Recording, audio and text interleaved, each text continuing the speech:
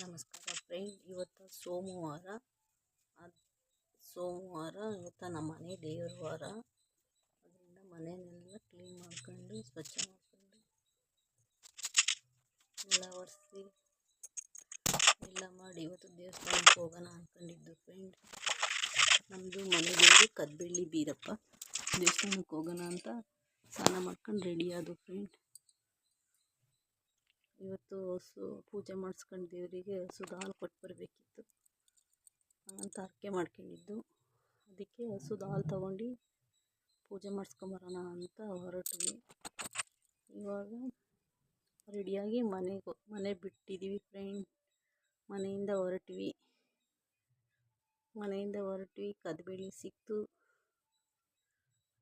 ಅಲ್ಲಿ ಹೋಗಿ ದೇವರಿಗೆ ಬಾಳೆಹಣ್ಣು, ಹೂವು, ಗಂಧದ ಕಡ್ಡಿ ಎಲ್ಲ ತೊಗೊಂಡ್ವಿ. ಪೂಜೆ ಸಾಮಾನು.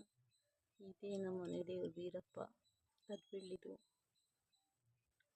ಹೋದ್ವಿ, ಪೂಜೆ ನಡೀತಾ ಇತ್ತು, ದರ್ಶನ ಆಯಿತು.